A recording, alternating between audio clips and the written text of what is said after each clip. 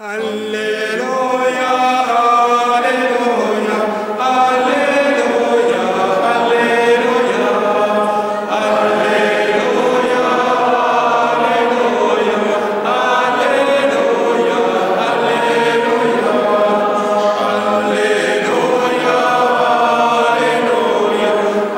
Alléluia, Alléluia. Prophète du Très-Haut, Jean est venu préparer la route devant le Seigneur et porter témoignage à la lumière. Alléluia, Alléluia, Alléluia, Alléluia, Alléluia, Alléluia, Alléluia.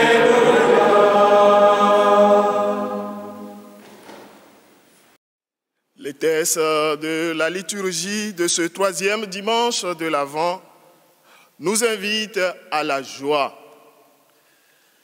Pousse des cris de joie, fille de Sion, éclate en ovation, réjouis-toi, de tout ton cœur bondit de joie, fille de Jérusalem. Quelle est la raison de notre joie dans la vie chrétienne? Je pense que la raison de notre joie, comme nous venons de le chanter dans la réponse du psaume, c'est la présence de Jésus, c'est la présence du Seigneur. Avec lui, c'est la bonne nouvelle qui s'accomplit.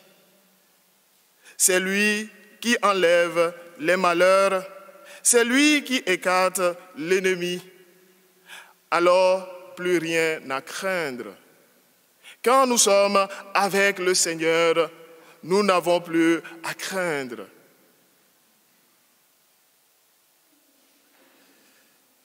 Dieu conduit désormais son peuple. Il le conduit en étant non seulement avec lui, mais aussi en chacun de ses membres. Dieu est en nous. Dieu est présent en nous. Nous n'avons rien à craindre. Alors la joie de Dieu sera celle de son peuple. C'est l'amour de Dieu qui apporte le salut. Saint Paul aussi, malgré les épreuves qui l'accablent, appelle à la joie. Frères, soyez toujours dans la joie du Seigneur. Je le redis, soyez dans la joie. L'apôtre a découvert une sérénité dans son appartenance au Christ qu'il veut nous faire partager.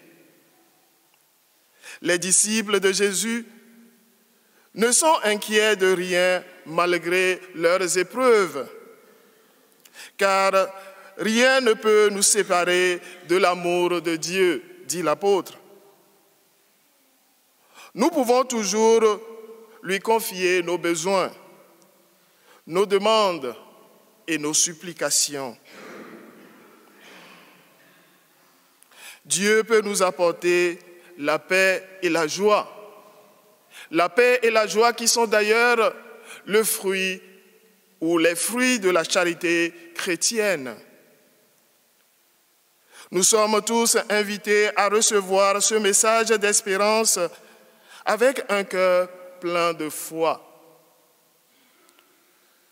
Cela ne sera possible que si nous sommes ouverts à cette joie que Dieu veut nous donner. Dans ce passage de l'évangile de Luc que l'Église nous donne en ce 3e dimanche de l'Avent, dimanche de Gaudété, dimanche de la joie, nous voyons Jean qui annonce au peuple la bonne nouvelle. À travers ces exhortations, Jean-Baptiste nous montre le chemin qui conduit à la vraie joie. répondant ainsi à la question des foules, des publicains et des soldats. Que devons-nous faire? Jean répondit en montrant que les beaux discours et les bonnes intentions ne suffisent pas. Il faut agir, c'est-à-dire faire selon les convictions de notre foi. Nous attendons le retour du Christ dans la gloire. Notre attente doit se nourrir à chaque instant de la prière et de la parole de Dieu. Alors, que devons-nous faire? Voilà une question importante que posaient les gens à Jean-Baptiste au bord du Jourdain. Cette question, nous la retrouvons à plusieurs endroits dans les évangiles. Une fois, Jésus déclare: « Ce ne sont pas ceux qui disent Seigneur, Seigneur, qui entreront dans le royaume des cieux, mais ceux qui font la volonté de mon Père. » Un autre jour, cette même question a été posée à l'apôtre Pierre par les foules. Que devons-nous faire?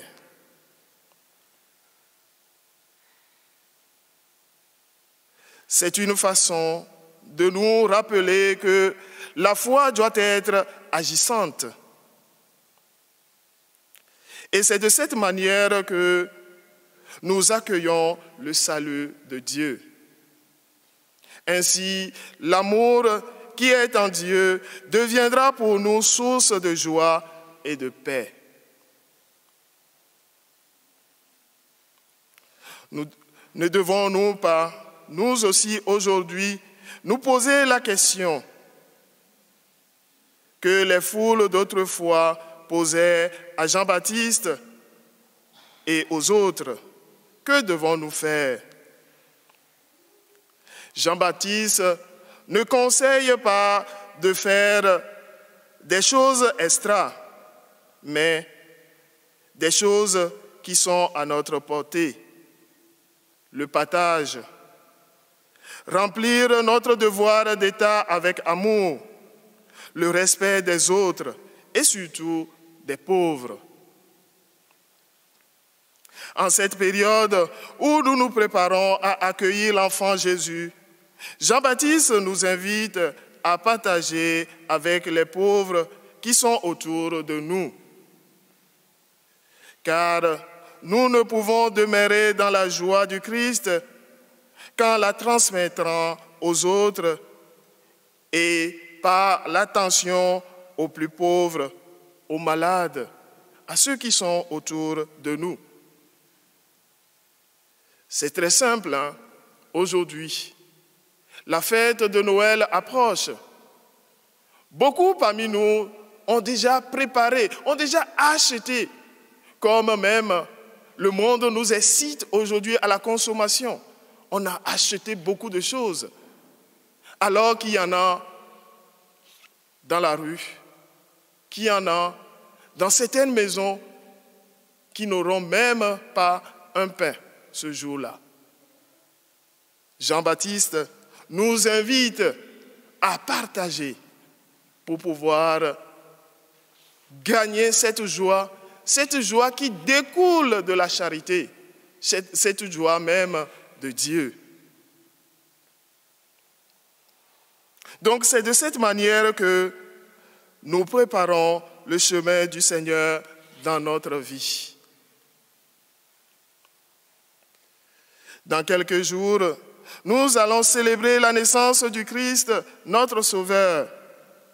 Le même Christ continue à vouloir venir en nous.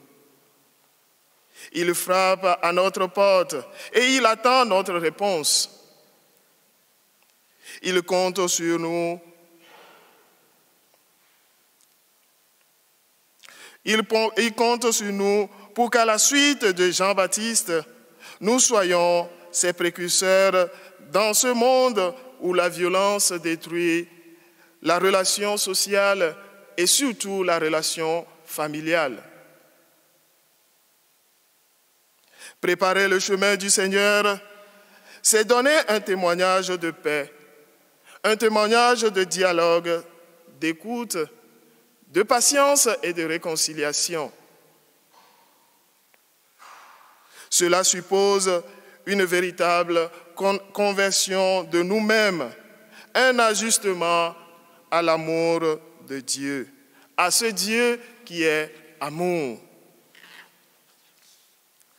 Que le sacrifice eucharistique de ce jour nous donne la force dont nous avons besoin pour accomplir cette mission qui nous est confiée. Nous venons puiser à la source de l'amour, de la joie et de la paix pour ensuite aller répandre sur ceux qui nous sont confiés ou sur ceux qui sont autour de nous.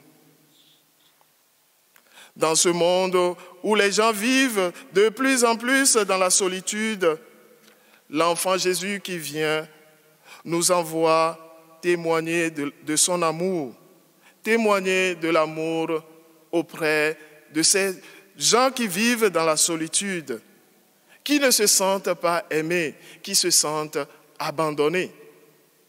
Pensons surtout à nos grands-parents, aux personnes âgées que nous envoyons dans des maisons de retraite et c'est fini. Peut-être que le jour où nous allons retourner là, c'est le jour où on nous annonce qu'ils sont partis. Voilà les choses simples à laquelle nous sommes appelés aujourd'hui, à être attentifs aux autres, à prendre les autres en considération et à partager avec les autres. C'est celui qui nous donne, qui nous demande de partager, de donner. Si nous partageons parce qu'il nous le demande, si nous le faisons, il nous en donnera plus. Que lui-même nous garde fidèles à cette mission et qui nous donne la joie et la paix. Amen.